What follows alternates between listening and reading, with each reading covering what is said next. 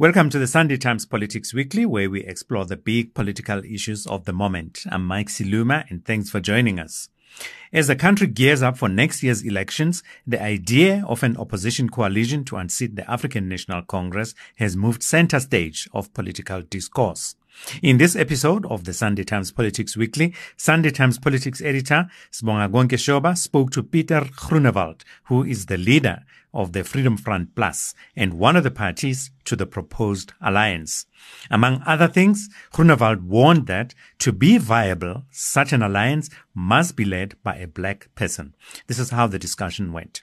You asked Mr. Ramaphosa to sit down first. I'm standing. Now I warn you. I need to put on my big girl panties and keep going. You can't have two speakers standing at the same time. Security services of the Republic of South Africa, you may intervene. There's been several attempts on my life. Lower that hand. It's not allowed. The president is accused of serious crimes. He can't be addressed by a person like this. That's our honorable house. In order to pursue the greater good, you have to enable some people to eat a little bit. Corrupt people do not eat alone. They have a spider web. I now suspend the proceedings. I now suspend the proceedings. I have warned you. Thank you so much, Dr. Groenewald, for availing yourself. Maybe let's start with your party's performance. You registered significant growth in 2019 and 2021. What does your research tell you about the coming national general elections? It looks very good. Yes. We do have an increase in, for instance, memberships, people joining the Freedom Front Plus. There is quite a lot of interest in this sense. They phone me and they phone the officers. And the reason I also say that, you must also remember, is that if you take 2021 elections, we went from 69 councillors to 238. So that was quite an increase as well. And what also contributes of getting more supporters is the fact that we have in each and every province office now. The 2019 election actually was a huge boost for the Freedom Front Plus in this sense that we received much more levies and, allowances, not levies, allowances, so that we could... From the IEC? Say again? From the IEC or... No, well, from the IEC as well as, you must remember, each and every public representative on provincial and national level gets an allowance. Yeah. Constituency allowances.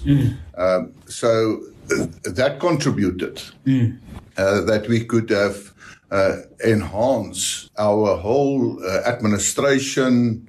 And our administration, of course, then it's actually, you're in a better position to do campaigning. Yeah. So it looks very good for us. And I do believe that we're going to do quite well again. And I can say now, I will ask again for 1 million votes. Yes.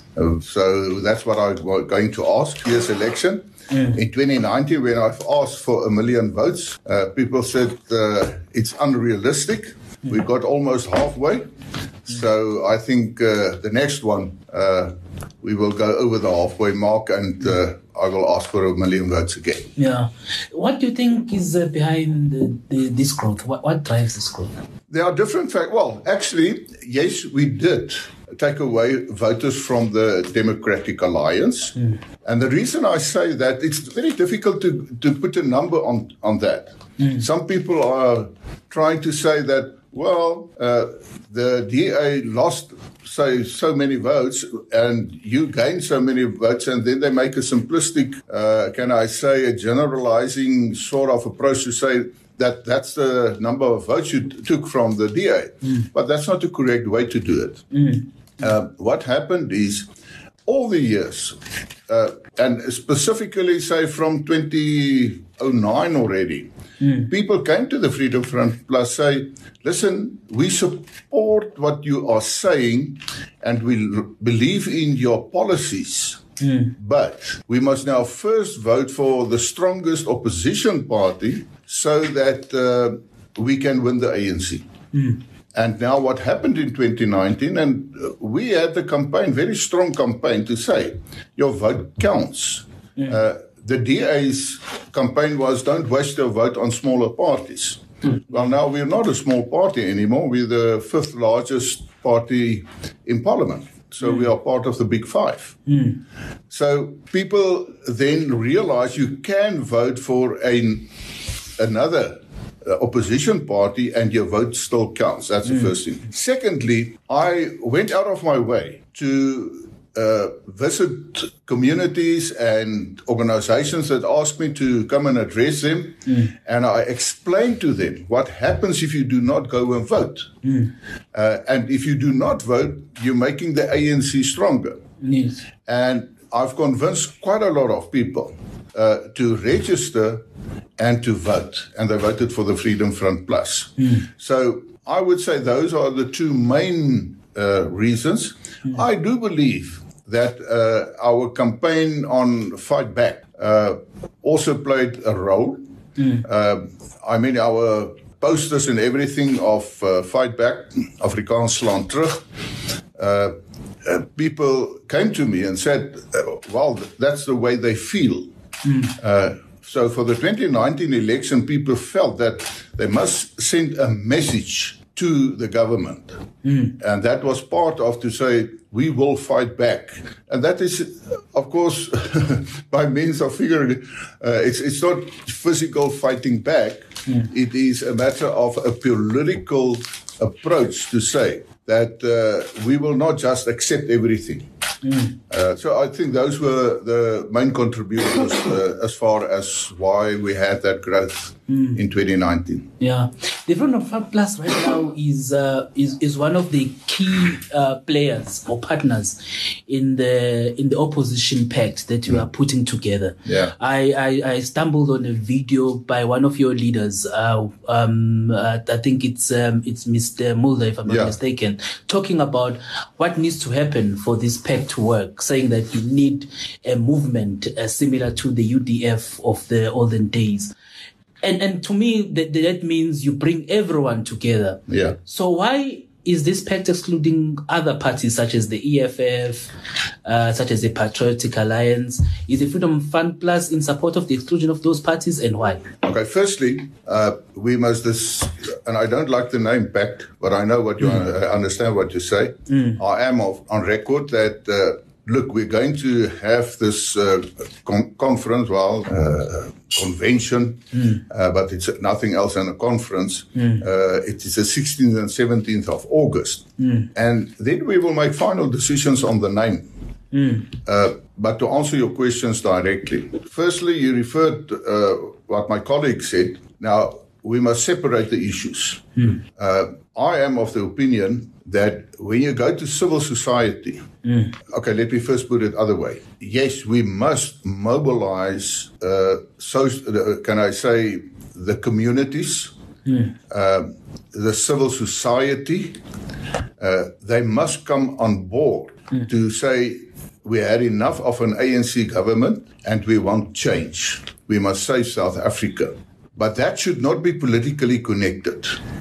Because the moment you make it politically connected, then civil society and some civil organizations, the unions and everyone like that will come forward and say, no, we're not interested because it's now politically. So we must separate the two. And to give you an example, in 2017, there was a protest march in Pretoria to the Union buildings. And civil society and organizations came together. I took part in that march. It was COSATU with all the different affiliates. It was different political parties. And at that stage, it was to get rid of Jacob Zuma. But it was organized by civil society. Yes. So if you want my view on this, civil society must come forward amongst themselves and organize to say, it doesn't matter which opposition party you vote for, but at least ensure that you go and vote and make a change in South Africa. So it must not be seen as a politically driven action. That's very important. Because, and the reason I say that, a coalition government can just succeed if we get political parties that can take away the voters from the ANC.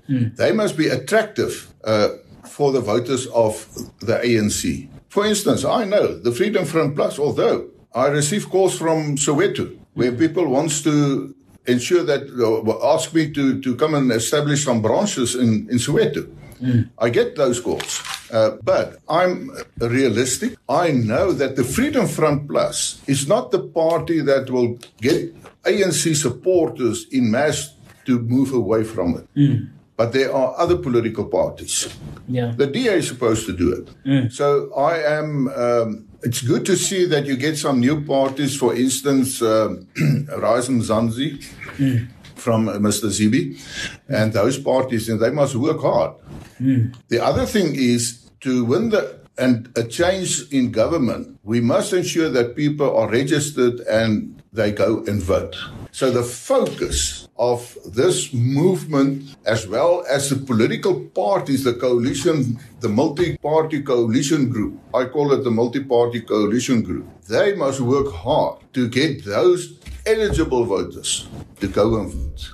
And it is not only just to get the ANC out of government. Of course, they're the government and they've messed up South Africa, so we must get rid of them. But it is about, we must get change in South Africa, change to the better of all the citizens in South Africa.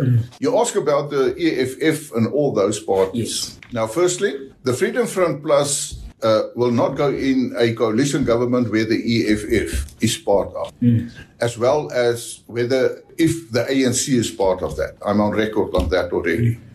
And the reason is quite simple. Ideological, we are so far away from each other. Let's take, for instance, the land issue from the EFF.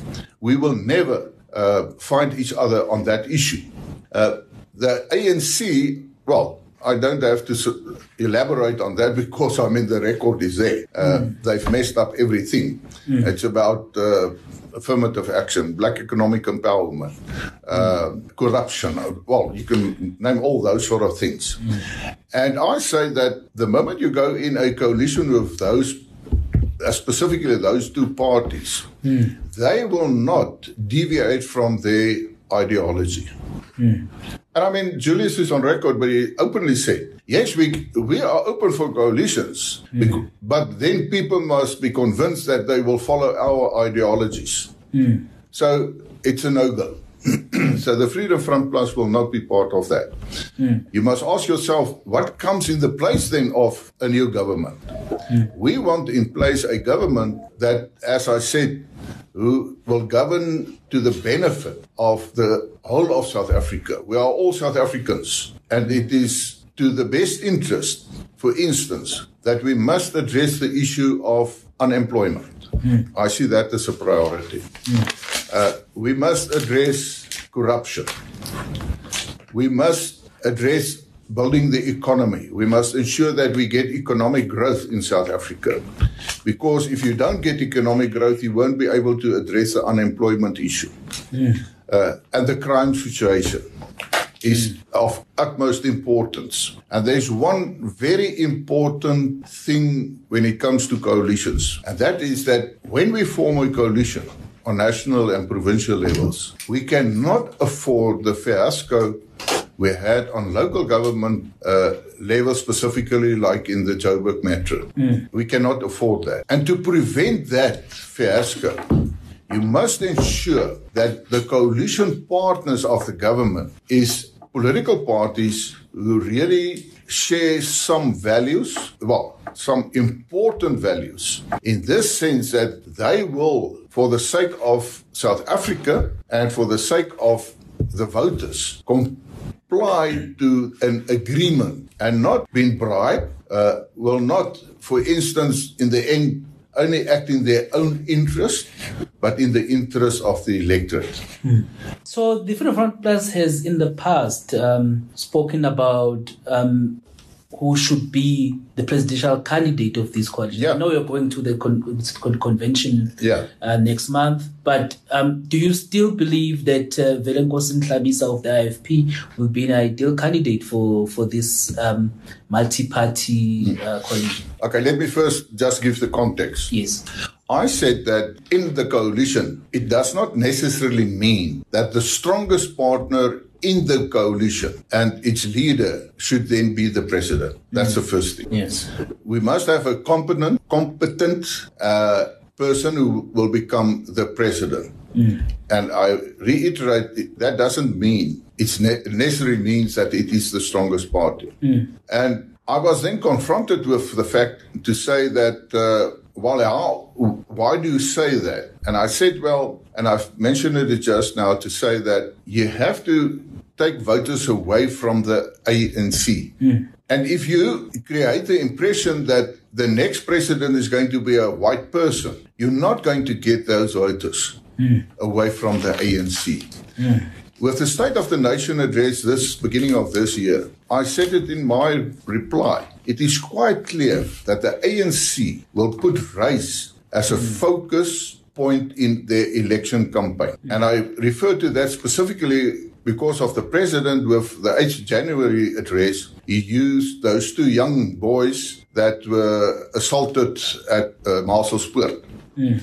He did it on purpose. And he said that if you're a racist, please leave the country. I then used an example, and I said to him, well, there's no court finding yet on the matter. So the ANC is using race as a central focus point.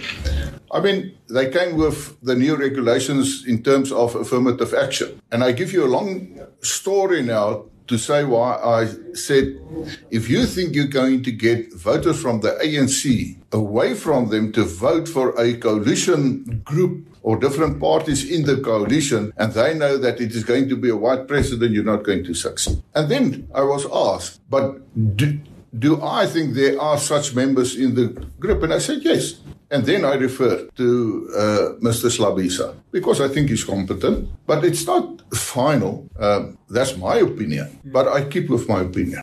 But, I mean, it will depend. We must, and now we get to the call it the pact, let's understand each other. Those decisions still have to be taken. One of the issues, and one of the, can I say, sensitive issues, is how are we going to determine who is going to be the president? But we must also remember that coalitions are formed after an election, not before an election. What is happening with the pact at this moment is, because of the fact that the Constitution determines that within 14 days after the announcement of the results of an election, a president must be elected. So it gives us only 14 days.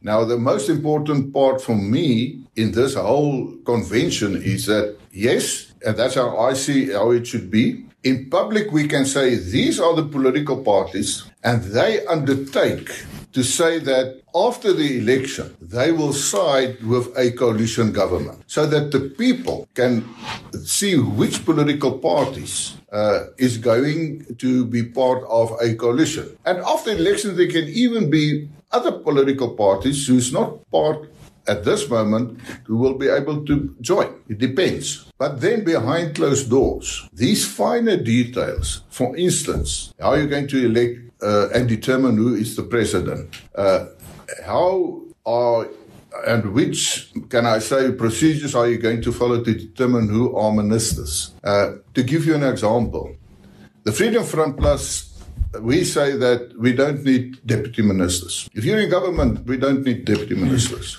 But there are other parties who differ from that. I say, no, we need deputy ministers. The Freedom Front Plus in our manifesto, for instance, we only have 18 ministers, a cabinet of 18 members. There are other political parties that feels, no, it should be more. Now, those sort of issues, you sort out behind closed doors up to the election. So when the election comes, then most of these differences are sorted out. So after the announcement of the results, then we can come forward and say, well, yeah, we have an agreement already. We work hard behind the scenes to see where we can find each other. There will be minor issues, but we will then be forced to sort that out. And that is the way I see this whole pact issue is concerned. And as I said, I'm against the name of Moonshot and the name Pact, because what the DA did is they've made the announcement on their conference without consulting any of the other opposition parties.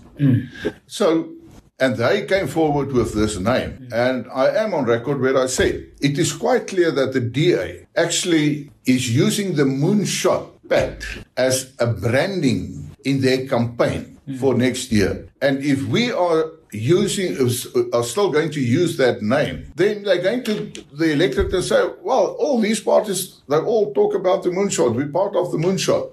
So why vote for other parties? Vote for the DA. Then they will come forward and say, now these smaller parties who have only one or two representatives or a representative, don't vote for them because it's easy to bribe them and they can use examples. That's what happened in Johannesburg Metro. So what I say is I'm opposed to the name Moonshot Pact because I'm not going to be part of the branding of the election campaign of the DA. I feel very strong at it. That, the Freedom Front Plus will ensure that it keeps its own identity, its own policies, and that people will still understand that there's a difference. I will ask the voters, vote for the Freedom Front Plus because these are our values. These are matters we think that should be handled in a specific way. And if you vote for it, then you can give us a stronger voice to bring into the coalition. Let's take, for instance, the issue of black economic empowerment and affirmative action. I mean, our view is it must be about merit. When it comes, for instance, with black economic empowerment, we say, and I said it in Parliament, black economic empowerment was not really empowerment. It was only black elite enrichment. That's all it was. Because it's only a few people politically connected that received the benefits. So they didn't, empower the communities when it came to black economic empowerment.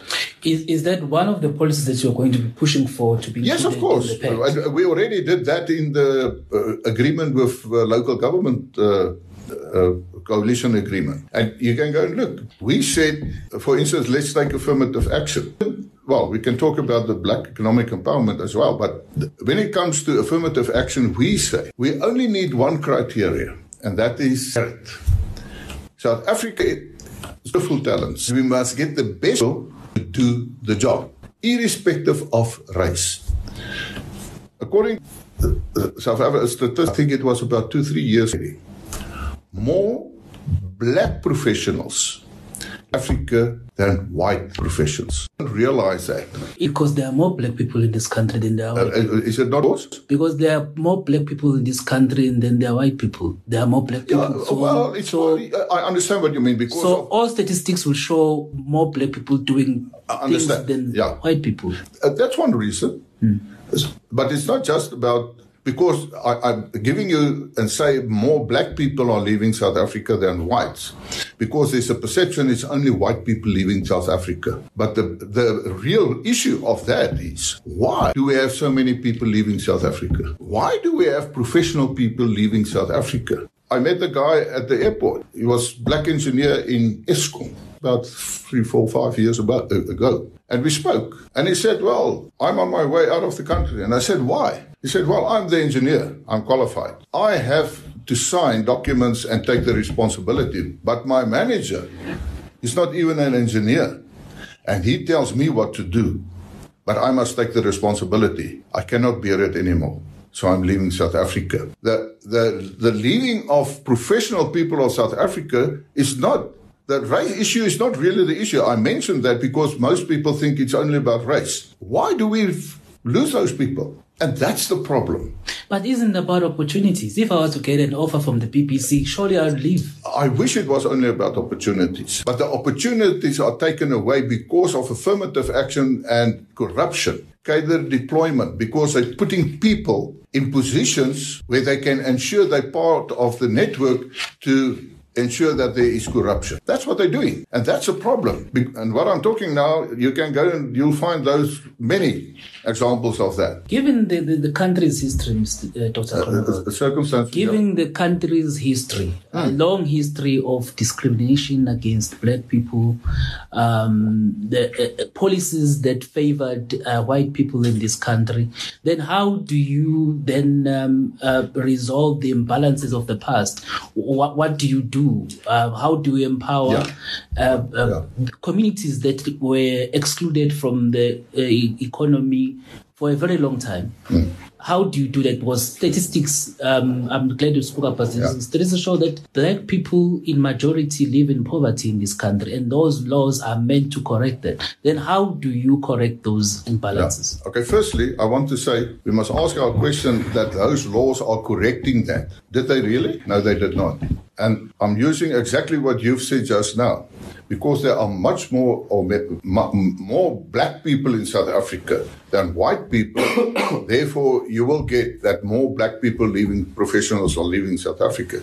The same principle applies when it comes to qualifications. There are 3 times more black students at universities than white students. 3 times more. So the numbers, you get more black qualified graduates than whites. So it is just a natural process, and that's what I say, to solve that problem. Because of the natural process, of course you will get more black people into higher positions, or what the positions it ever may be, than white people. Because it's a natural process, because of the demographics in South Africa. And that is what should be allowed, to say, let the natural process go. And I come back, not on race, but if you have a black person applying for a job and the black person's got a better qualification, then you take the black person. Because we need the professionals, we need the skills to build South Africa. That's how you address that. Okay. And then what will happen to the apartheid cases that many are really pushing that they should be prosecuted? Will the Freedom Fund Plus support the continued prosecution of apartheid cases? No. And I've asked a couple of questions in Parliament already on the matter. And the reason why I say that, there was a Truth and Reconciliation Commission, and they've dealt with the issues. And I mean, there are some members of the ANC itself, Thabo Mbeki, for instance, they did not, can I say, receive what do they call it? Kwytskelding. They were not released from what they did, because he was also part of organization and that sort of things. Indemnity, that's the word. What I want to say is that we had the TRC. It's a page we should close in South Africa. If you go and look at the further prosecuting of some of these members, firstly, I want to say that let's take the police members involved. They only followed orders. I mean, I was in the military. I was only following orders. That's the way it is. And I'd say it is wrong to punish those officers who followed the orders from the government of the day. Therefore, if there's one that must be punished, then they must go and see who were the political people who approved of that. The mistake the National Party made is what they did not negotiate broad amnesty for the security forces. There should have been a decision taken at CODESA to say, let bygones be bygones, and we give a broad amnesty to the security masses. What about justice? Well, the question is, if you say we need justice, how far do you want to go? How far back do you want to go? Can we go back to 1899 and 1902-3, where white farmers, women and daughters were raped, burned down the houses, slaughtered all the cattle and the livestock, the scorched earth, and all that sort of things? Do you want to go back to that? How far back do you want to go? Because you must always remember, if you say, what about justice? You must always decide. Then how do you suggest the families of the people who were murdered during apartheid and during the fight for freedom. How do you suggest then they find closure? Okay. If I answer that, how do you going to compensate the families of the soldiers who died in the conflict? Because you can dare to have double standards. If you want to compensate that, they're the families, then you must also compensate the other side, or else you're biased. Because they're not one South Africa. Then we still say, no, we're still a divided South Africa. And then the question arises, are we going to start again trying to killing each other? Because no, you don't accommodate me. It's not part of the, can I say, the spirit of the negotiations. So if this is what you're going to do, then you say you want to take revenge. Well, do you want revenge? Or do we say to each other, let's stop wanting to have revenge. Let's say to each other, right, we on this ship, we must ensure that it sails. It's no use trying to put holes in the bottom of the ship. And that's my view. I don't think justice is revenge, but let's move on. Maybe to the next point. Other crimes that have been committed, state catch-up crimes. Do you think the multi-party coalition should forge ahead with prosecuting state capture crimes? Yeah. Of course. It's going to be a huge job. You must understand, and I said it to people, if there's a new government, when we're there, don't think it's going to be solved in 1 year. Personally, I think it will take about 10 years to get to a stage where we can say we're at a better place now when it comes to corruption, because corruption is such pandemic. And it's not only the state, it is also in the private sector. Corruption actually became the norm in South Africa, which is totally unacceptable. And I say again, the only difference is when it comes to the government as such, is our taxpayer money that is at stake now. If it's a private company, this is the private company's money. But of course, and the problem in South Africa when it comes to crime, which includes corruption, is impunity. We have impunity in South Africa. The criminals, for instance, they don't fear the police. They say it openly. In fact, they go and attack a police station. They don't fear them. Impunity. Let's take, and I know about the case now, the Hawks reported at the Portfolio Committee on Police, where I serve on the progress of corruption cases. I try to think the name. I know, don't give the name. I don't want to give it. I'm not sure about the name again. But it was a person who was part of the housing project in Free State. I'll get to his name now. It was a lot of work done by the Hawks. Hours and hours in it. This person, they took the case, the docket to court. The court found him guilty on 2 charges. On the one charge, they sentenced him to 10 years imprisonment, and on the other one, 5 years. And then, at the end, it said it is suspended for 5 years. Millions of rands, you found guilty. You actually deserve a 10-year and a 5-year jail sentence, but it's suspended for 5 years. So just behavior as a good person, then you're all right. And walking around. That, as far as I'm concerned, is the problem in South Africa. And my very last question, what is your view on John Steenhuisen? Do you think John Steenhuisen can be able to if he was to be the face, do you think he'll be able to rally South Africans to vote in majority for the opposition parties? I will be honest with you. I don't think it's a fair question at this moment. And the reason I say that, I mean, you must remember we are in negotiations and a process. I mean, if I now go on record and I think he's not a competent person to be the president, I don't think that will enhance the situation in the coalition. And that's why I stick to what I said, namely that it's not necessarily mean it should be the strongest party leader to be the president. Let me put like this. And I always distinguish between politician and person. For instance, it's not that we are enemies or anything. As a person, I respect him and I like him. And it's the same with ANC. Yeah. Members, let's take, for instance, let's take Johan Peterson, for instance, is now a good example when I paid a tribute. Even F.W. de Klerk, I said we must distinguish between it. And I said, Tina always treated me with great respect. And I treated her with respect. We differ on our policies as politicians.